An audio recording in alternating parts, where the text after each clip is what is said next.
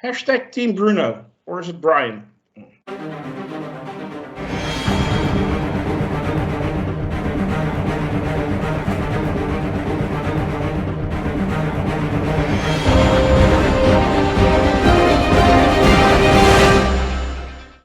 Hello, and welcome to the Review of Champions. It's time to talk about Miss Marvel Episode 2, Crushed. With me are Jeff B. Hello, hello. Merv. Hello. And Taylor. Hello. Hi. Before we start, I would like to ask you all to hit that like and subscribe button and maybe join our forum on sakar.freeforums.net. It's a nice little community full of nice fans, and we would love it if you join us. Sign up, join the conversation, and if you want, you can be on the show. We're going to talk spoilers, so if you haven't seen the episode yet, go check it out and come back to the video. Let's dive into it. Jeff, I want to hear your first thoughts about Crushed, Episode 2 of Miss Marvel. It's like a broken record, man. I loved it. I know where it's going. I mean, there's a lot of cool things that's going to happen.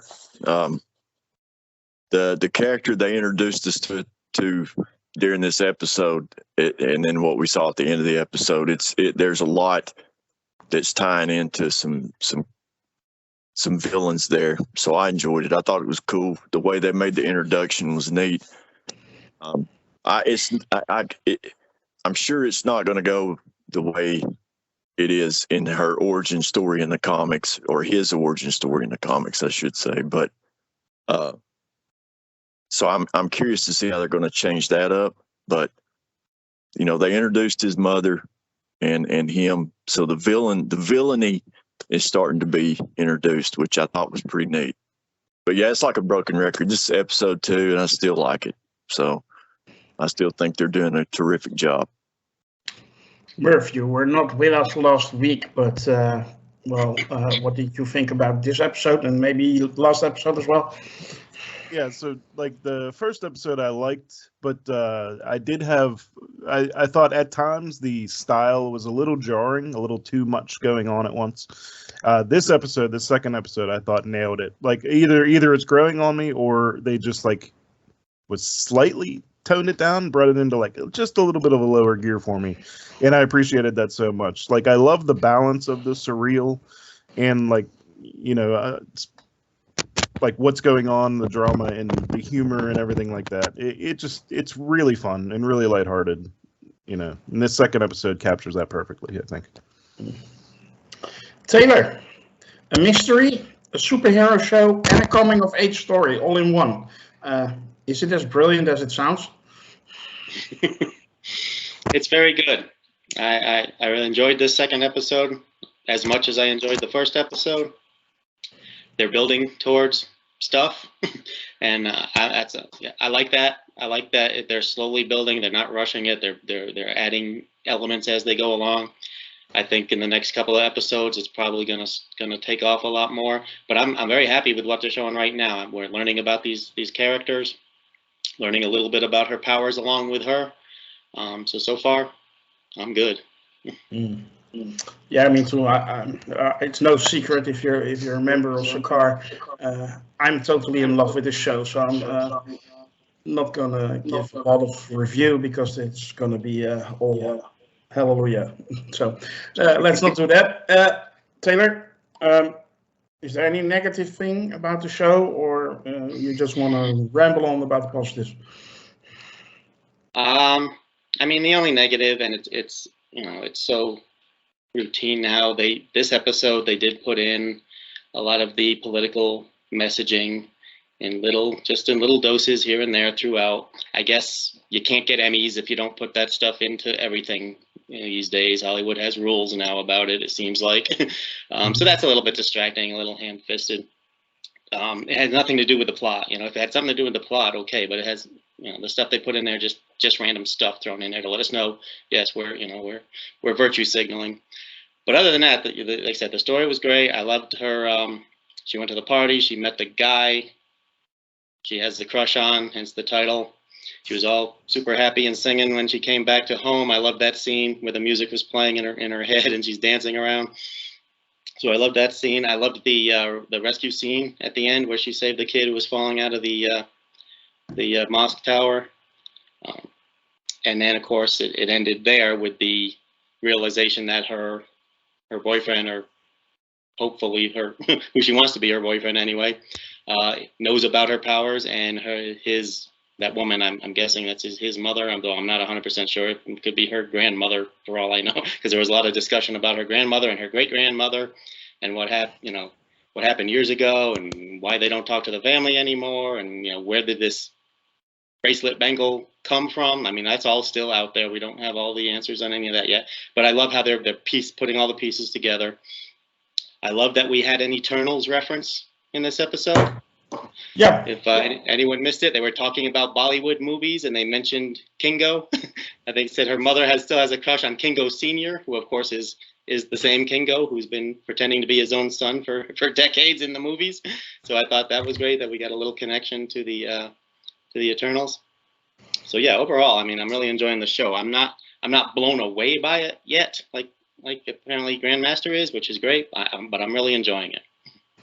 Yeah, that's perfectly fine. Jeff, do you have any negatives about the show, or is it just like great?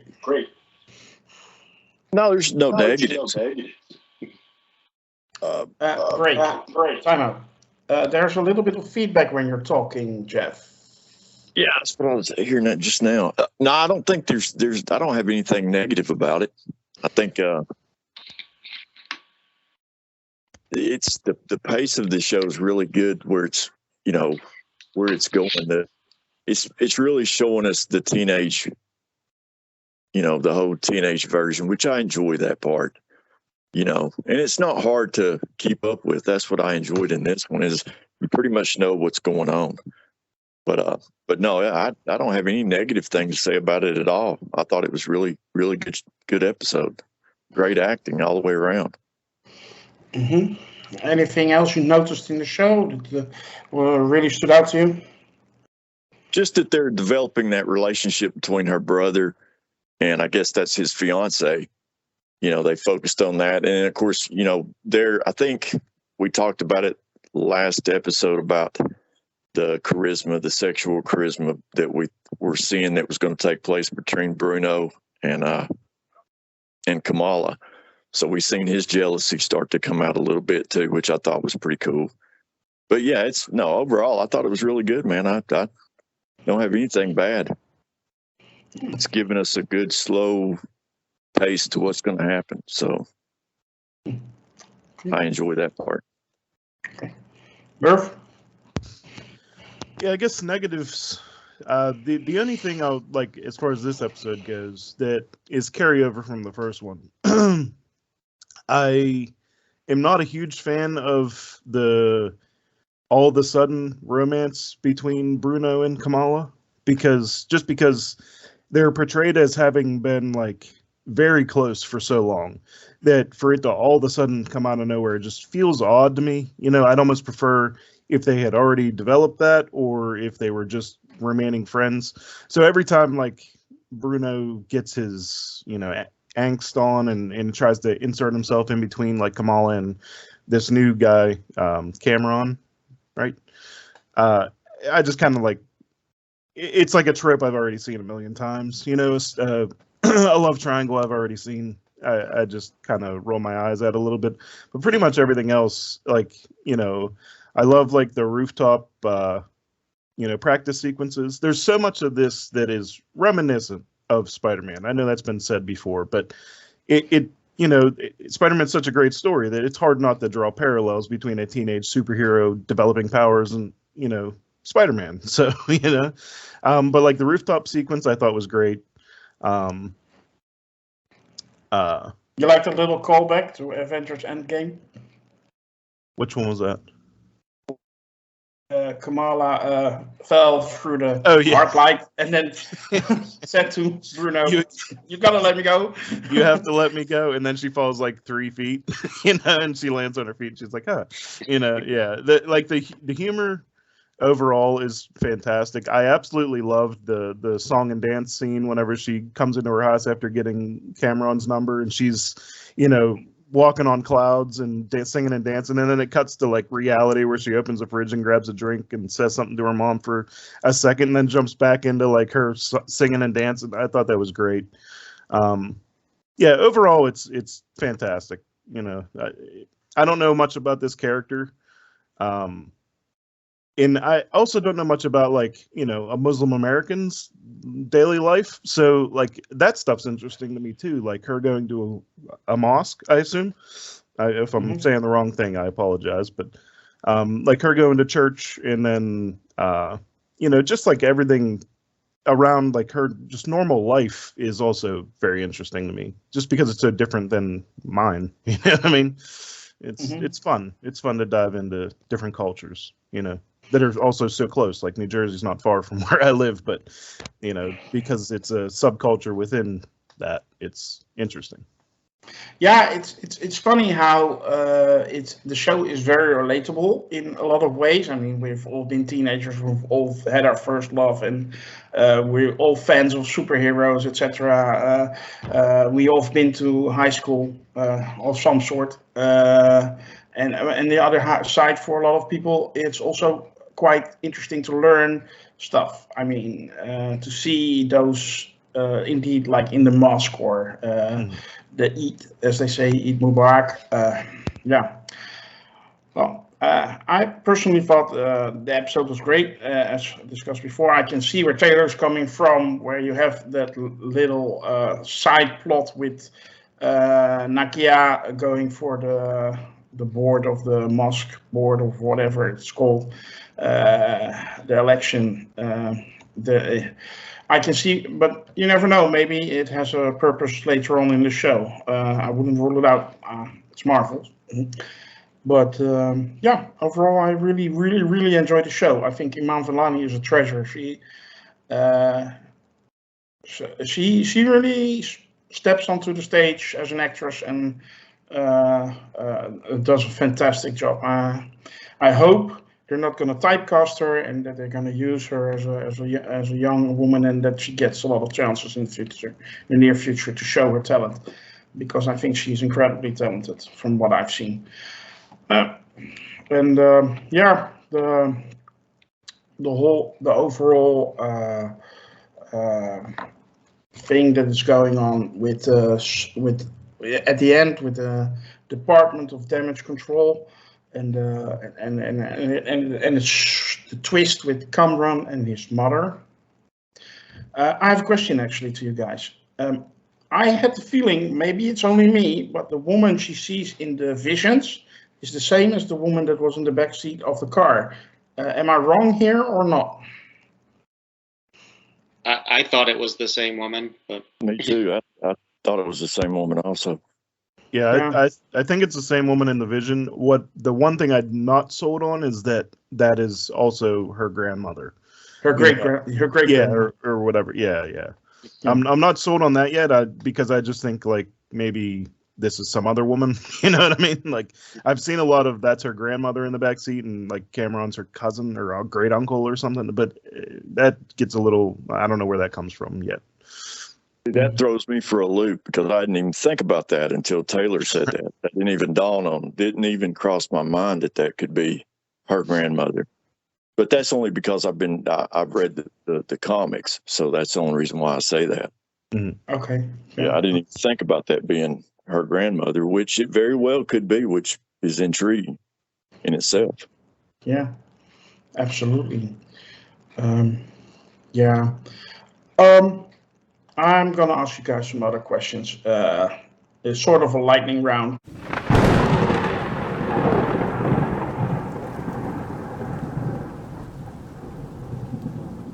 But still, I'm gonna do it. Taylor, is Kamala's powers, do they remind you of Frozone or Green Lantern?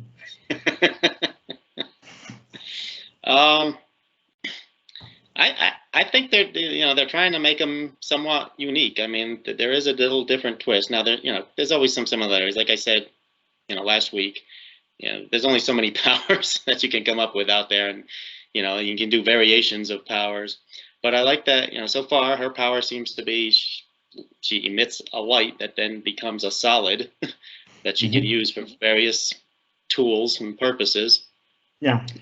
So yeah, I mean, you could say in some ways it is similar to Green Lantern, who has his ring that shoots out a light that makes shapes and does stuff like that. It's not cold, I guess, so it's not like Iceman or a Frozone powers. I don't know if we're gonna see her like create like a whole ramp of this stuff and slide on it the way like Frozone and Iceman do in the comics and in the Incredibles. But I think it would make a cool scene if she did do that someday. But yeah, it's really hard. I mean, you give him credit to try to come up with something unique when there's every power in the spectrum has already kind of been seen in the movies, as well as without even getting into the comics. Do you think it's a definitive power set she will have, or do you think they will develop further? Because, like Bruno said, the power comes from within her. It's not something generated by the band. I think the band or the wristband only unlocked her powers. Yeah, I think at this point she is just discovering her powers, and I think she's going to find that she has additional abilities, or she can use this power in ways that she hasn't figured out yet. So I definitely think they're still going to grow for a while.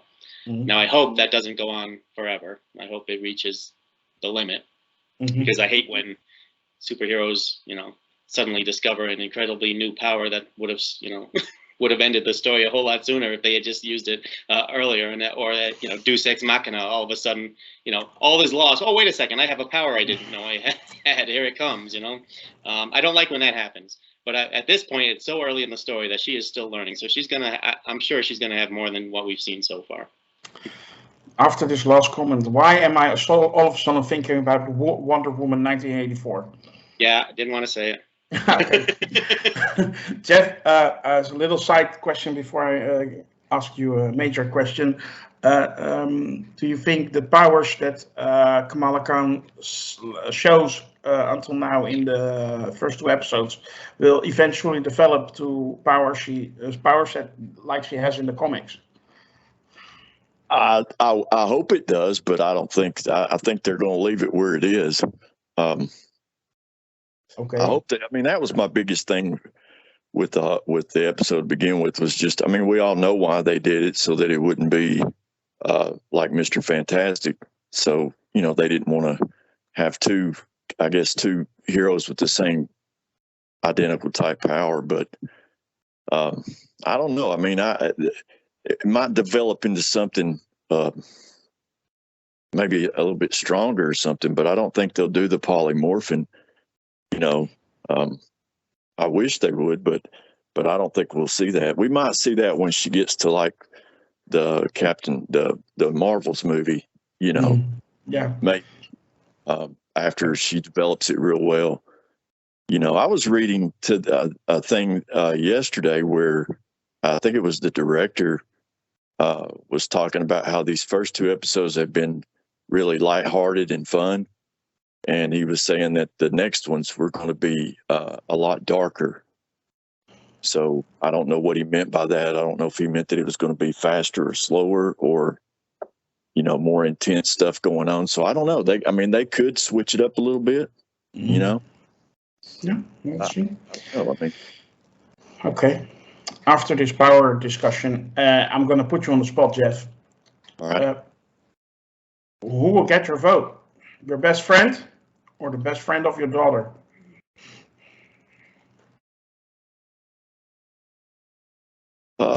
Probably her best friend. Yeah? You would choose your daughter over your own friend? Yeah, of course, man. Blood's thicker than water, right? Yeah, that's true. That's true. Merv, you are a businessman, of course. How many business opportunities will it take for you to vote for me? Is my best friend running, or my best friend's daughter? No. Not very many. Not very many. Okay. No, what stood out for me the most is was in the mosque that they also had a sort of critique on how well the mosque takes care of the men and not so much of the women, and so it's not like it's a celebration of Islam or anything. I wouldn't mind if it was, but I think it's very well balanced. I think Marvel's doing a great job, beside the political stuff that is also involved with that. What do you guys think?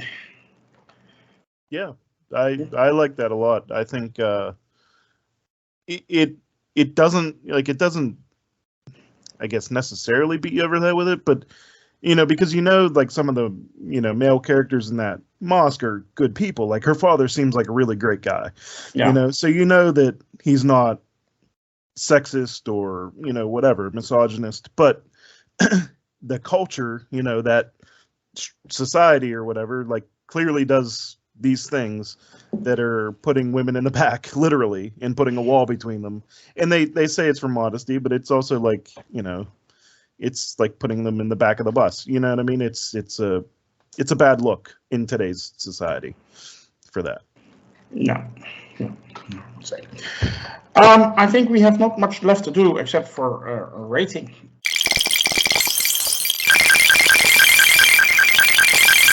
I'm going to start with you, Jeff. How would you rate episode 2 of Miss Marvel? This one, it's probably going to be my lowest rating so far. I'm probably going to do like an 8 out of 10. Pretty good. Yeah, 8 out of 10. I wanted to throw this out there while we were talking about that. Cameron, originally his power set, which they haven't showed us yet, so I'm curious how they're going to do this. But in the story, he gets his power from a Terrigen mist bomb that was set off by a villain, and he inhales the mist he's just looking out his window in his bedroom, and he gets the mist that way.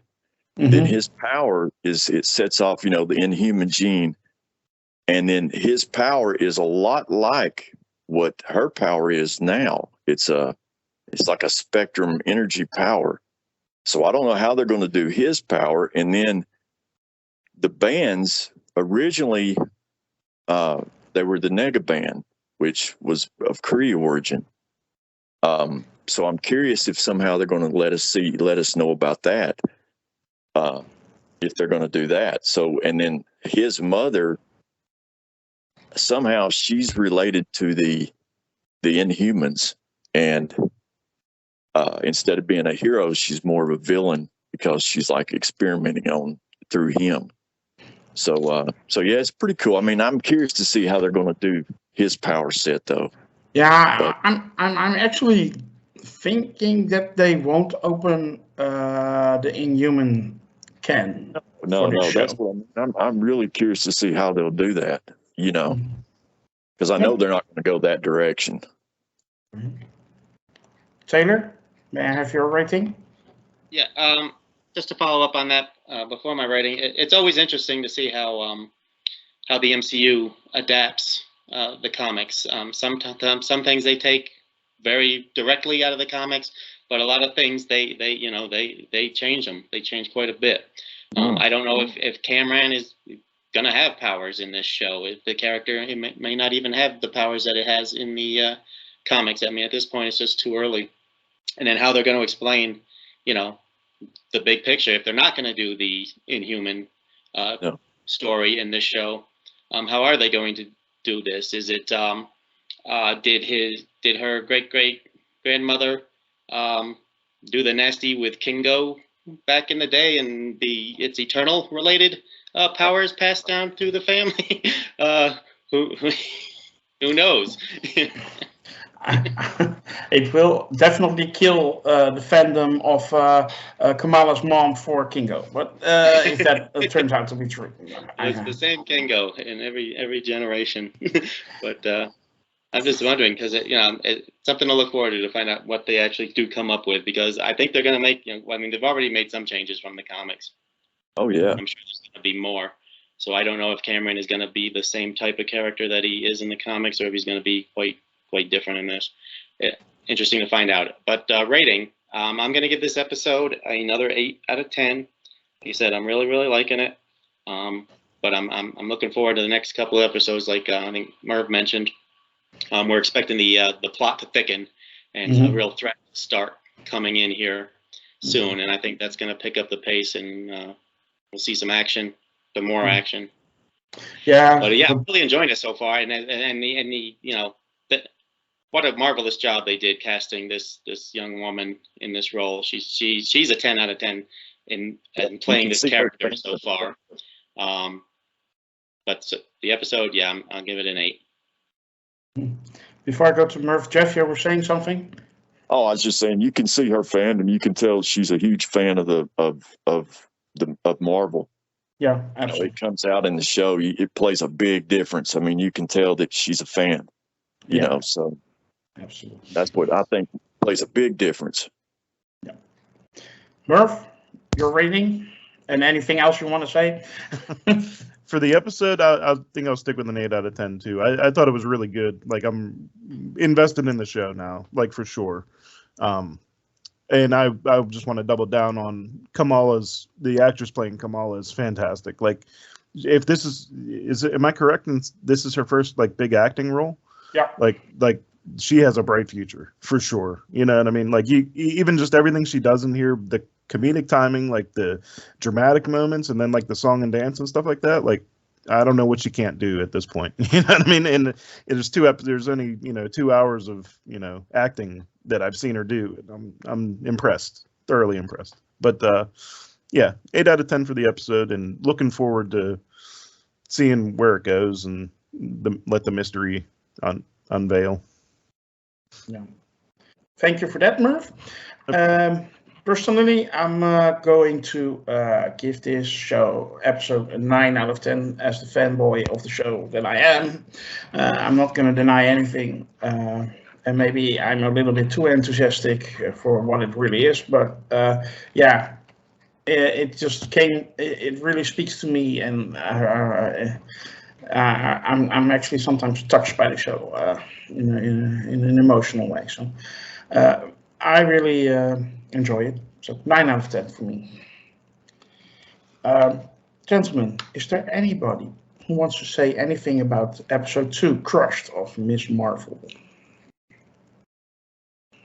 Just that Bruno's going to turn into a villain. I know it. I'm calling it now. I'm just kidding. But if it turns out to be true, I wasn't kidding. That would be a twist. That would be a twist. I'm really curious to see what happens with Cameron, though, as far as his relationship with Kamala. Was he just pretending to like her this whole time? That's actually a good question. Really stink, because he knew he was obviously trying to get close to her because of the powers and stuff. I hope it was all an act. That would kind of be nasty for her. He all of a sudden shows up right after Kamala gets powers. He immediately goes for Kamala within a few days, get her number and show an interest in creating a bond. And then when she shows for the first time her powers to the world as a hero, I mean, not counting the accident at AvengerCon, he immediately shows up with his mother, knowing it's Kamala. Who knows? And picking her up right at the right spot. That can't all be a coincidence. So there's a mystery going on as well. Like I say, it's a superhero show. It's a mystery and a coming-of-age story, and it's really well balanced and really well written, and it gives you an insight into, for me as a child of a boomer, I should say, gives me an insight in the culture I don't know a lot about. So. And she also says in the car that she's been anxious to meet her for quite some time, or something like that, which means she's been watching her. Yeah.